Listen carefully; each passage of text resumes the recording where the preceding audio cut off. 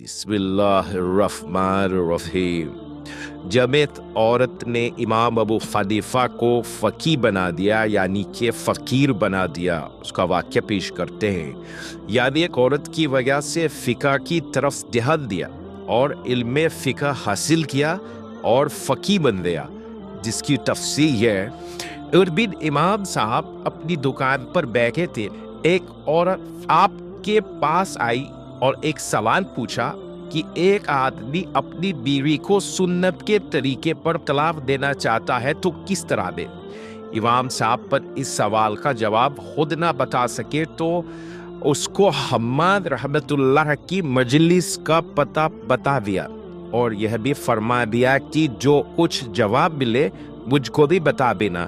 تھوڑی دیر بعد اس عورت نے آ کر امام صاحب کو جواب جو کا تو بتا دیا۔ امام صاحب پر اس بات کا بڑا اثر رہا کہ وہ اسی وقت اٹھ کھڑے ہوئے اور حماد رحمت اللہ کے شاگردوں کے ہائٹے میں جا بیٹھے۔ اس طرح وہ 18 سال تک ان کے ساتھ رہے، یہاں تک کہ آپ نے اس علم میں اتنا امار حاصل کر لیا کہ استاد حماد رحمت اللہ کو آپ سے کہنا پڑا، اے ابو حنیفہ تو نے مجھ کو خالی کر دیا، یعنی میرے پاس جو کچھ علم کا خزانہ تھا سب میں نے تجھ کو دے دیا، یعنی کہ تو نے مجھ سے سارا علم لے لیا۔ یہی سچ ہے کہ فقہ میں آپ حماد رحمت اللہ کی مجلس میں آخر تک رہے،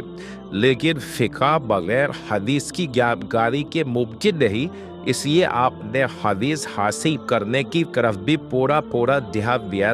اور حدیث نے اچھی طرح بچ گئے۔ امام صاحب رحمت اللہ کو اپنے استاد امام حماد رحمت اللہ کے زمانے کے ہی کافی شہرت حاصل ہو گئی تھی۔ استاد کے انتقال کے وقت وہ 40 سال کے تھے۔ اتنی شہرت پانے کے بعد ان کے استاد سے محبت اور وفاداری کا حال یہ تھا کہ انہوں نے اپنا کوئی الگ سے مدرسہ نہ بنایا، لیکن استاد کے انتقال کے بعد سب کی رائے کا اہتمام کرتے ہوئے آپ منصب درس پر بیٹھے اور پڑھانے کا فتویٰ دینے کی گدی سنبھالی۔ پہلے تو آپ کے سبق میں صرف حماد رحمت اللہ کے پرانے شاگرد ہی بیٹھا کرتے تھے، لیکن کچھ ہی دنوں میں آپ کے مدرسے کو وہ شہرت حاصل ہوئی کہ کوفہ کے زیادہ تر مدرسے سے ڈوب کر آپ کے حلقہ درس میں آ ملے، حتیٰ تک کہ ان کے استاد مصر بن قدامہ رحمت اللہ، امام آبش رحمت اللہ وغیرہ ان سے فائدہ اٹھانے لگے اور دوسروں کو بھی ایسا کرنے کو کہنے لگے۔